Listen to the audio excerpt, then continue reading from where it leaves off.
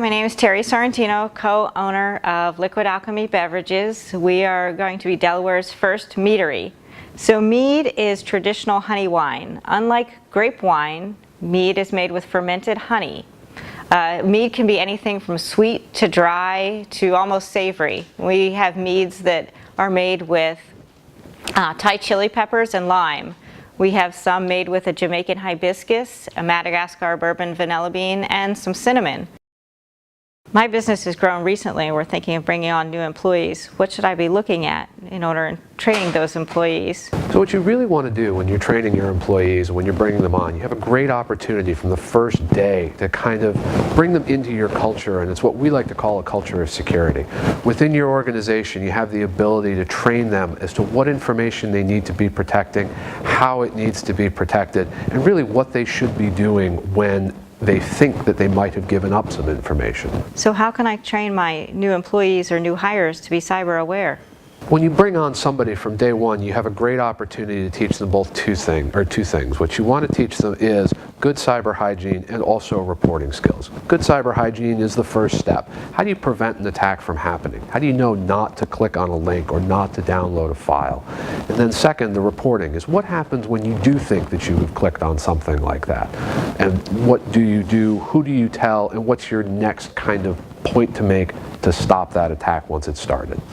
So what should I really be focusing on so that we don't get hacked? So for businesses in general, we generally look at 4 different types of information. There's personal health information, there's payment card information that usually works for your retailers and other people who are taking credit card information. There's also information related to your employees, their social security numbers, other things you might be keeping on payroll. And then finally, the last bucket is kind of what we would term intellectual property. What are those trade secrets that you really want to keep secure from other business interests? Anything that you really wouldn't want out there publicly, we call it, for most businesses, it's their special sauce. It's their differentiator. It's how they do business better than anybody else out there. You want to protect that. Is there anything else we should be doing in respect to email? You do, certainly, and there are a lot of controls surrounding email that you might want to look into, such as encryption end-to-end. There are many other things, but it's really just a good starting point if you're dealing with your employees to teach them how to properly use their email. If they're on a mobile device, should they be making sure that they've got a password on that mobile device so that somebody can't just pick it up and read their email? All these very basic controls are good things to help your employees with right as they get started. Should everyone in the company be trained? There's a small number of us, but should everybody be trained in cybersecurity?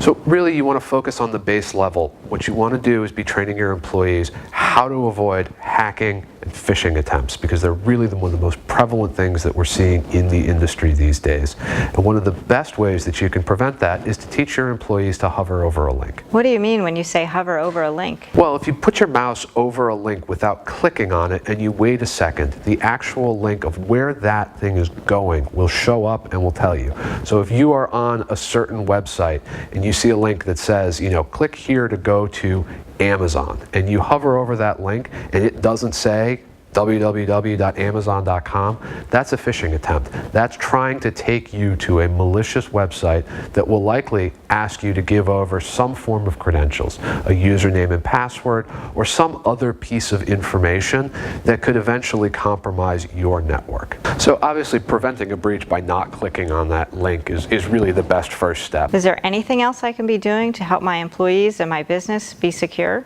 It's getting a lot easier these days, even for a small company, to segregate their data. As you're putting your network together, your infrastructure, your hardware and software, stop and think about who needs to have access to what piece of information. It's considerably easier for you now as you're starting your business to restrict that access, because you don't want everybody to have the keys to the kingdom, as it were. Not everyone needs to see every piece of data, including perhaps sensitive payroll information, maybe your trade secrets. The people who are working, out at your counter, who are serving your beverages, don't need to be necessarily knowing what's going on in your accounting system.